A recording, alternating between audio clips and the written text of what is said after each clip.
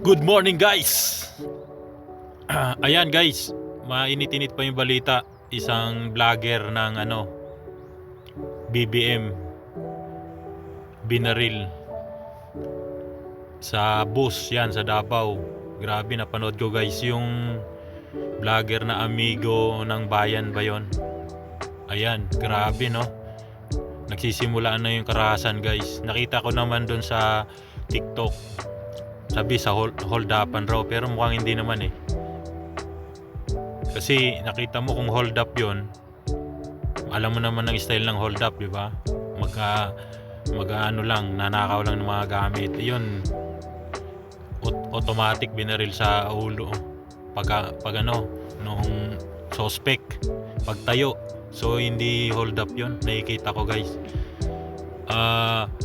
Nakita ko doon sa mga vlogger na yon, talagang siya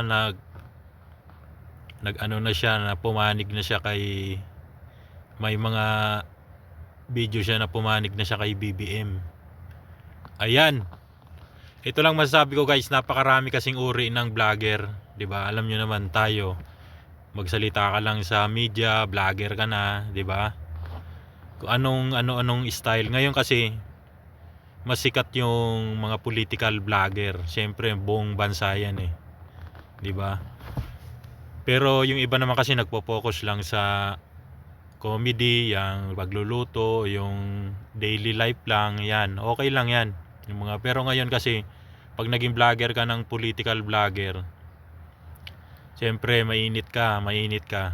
May mga political vlogger naman guys na, halimbawa kung kay Duterte ka o DDS ka, talagang more on yung content mo, more on DDS. Meron naman BBM vlogger, talagang more on kay BBM. Meron naman vlogger na nasa gitna lang, neutral. Pwede niyang tirahin yung DDS, pwede niyang tirahin yung BBM. Neutral vlogger tawag doon. Or yung neutral, naninimbang siya kung sino yung tama. 'Di ba? Meron namang vlogger na wala lang, kung ano lang yung issue, nakiki-ride on lang siya sa political issue. Mga ganyan guys. Meron namang kasing uri ng vlogger na hindi binabayaran. Meron rin vlogger na binabayaran, mag-content lang. 'Di ba? Swerte naman nun yung binabayaran. Tayo kasi, ako kagaya ko, sumusunod lang ako sa issue kung anong nangyayari sa Pilipinas. Mag-o-opinion ako kung anong masasabi ko. Okay lang yun, di naman ako binabayaran.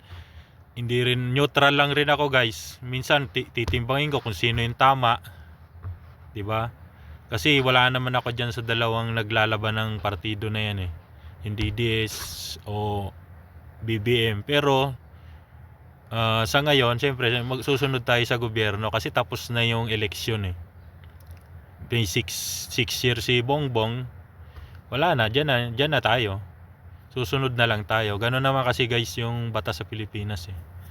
'Di ba? Kung election lang 'yan, magkuhan kayo kung sino yung papaboran nyo. Nung time kasi noon kay Lene ako, binoto ko si Lene no. Kasi ako talaga, hindi ako bumoboto guys sa yung presidenteng may issue, yung presidenteng pumapatay ng tao o may ginawa sa bayan, 'di ba? Pero kung nanalo, wala na tayong magagawa, 'di ba? Pagbigyan na lang natin 6 years. Ganun lang naman kasi sa Pilipinas, guys eh. 'Di ba? Talaga hindi ako pumapayag sa presidenteng kumikitil ng buhay. Kagaya niyan. Talagang abang buhay na 'yan, susundin niya ng mga supporter niya. Pangit, 'di ba?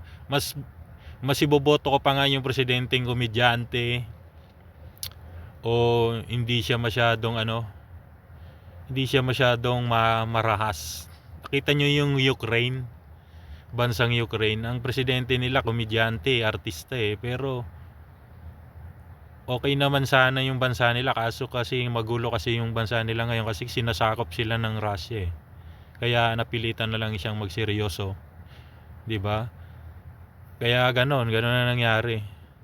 Ako mas gugustuhin ko pa nga yung mga ano talaga, yung mga ordinaryong tumatakbo lang eh. Kasi yun, wala lang, hindi siya magiging kurakot, simple lang buhay niya. Meron kasing presidenteng tatakbo lang para magpayaman, magpasikat. Hindi ako makandon, guys. Kaya gano'n na lang sa mga ano to, wake up call sa mga vlogger, 'di ba? Mapa DDS vlogger, BBM vlogger, neutral vlogger, political vlogger. Ganon talaga. Kaya ingat kayo lalo diyan sa Pilipinas. Pag alam niyo namang ano, million viewers na kayo, talagang ano na kayo. Kita na kayo lahat. Kaya ingat na lang kayo, kung pwede nga mag-video kayo lahat, laging yung kanyo may nakatutok na video sa inyo. Pero makikita ko yun, matitrace naman yun sa ano eh, nandun sa bus, nakita naman yung video eh. Makikita yun kung sino yung tumira sa kanya eh. Kung gugustuhin talagang ulihin yun ng ano, ng authority. 'Di ba? Tingnan na lang natin, uusad naman yan eh. 'Di ba? Pangalawa na yata yan, una yatang nung nakaraang taon noon 22 yata, yun 23, yung parang neutral vlogger yon, si Percy Lapid. Yun, isa ring vlogger na tinumba yon. Kaya ingat na lang guys, mga vlogger sa Pilipinas. Kami kasi ng ano, OFW, nakikita talaga namin yung nangyayari sa bansa eh. Pag kasi nandiyan ka sa Pilipinas, hindi mo na makikita eh. Nung halimbawa nandiyan ako, hindi mo naman nakikita na masyado yung nangyayari. More on sa TV ka. Minsan kasi wala ka naman load, wala kang data. O kung nasa ibang bansa ka, unlimited yung data, nakikita mo yung nangyayaring breaking news agad eh. Yun lang guys, masasabi ko, wake up call sa mga vlogger. Yan, ingat na lang kayo. Ganun lang, lalo yung mga bata-bata pang vlogger, yung mga matatanda, at least nakaka-advise yan guys, yung mga matatanda. Nakita ko naman dun sa binaril, medyo may edad na siya. Kalimitan talaga yan. Kahit naman ako talaga, kapag may edad na ako, reach na ako ng mga 60, 70, talagang mga for on sa bansa ka na eh. 'Di ba? Kaso talaga may mga tao talagang hindi patas lumaban. May mga ganon. Alam ko na yan. Nung nakatira pa ako sa Cavite, may mga nababalitaan ako, mga talagang uupahan. Grabe no, grabe yung mga tao no. Nakakatulog pa kaya sila niyan, 'di ba? Hindi lumalaban ng patas. Yun lang guys, masabi ko, bye-bye. Ingat.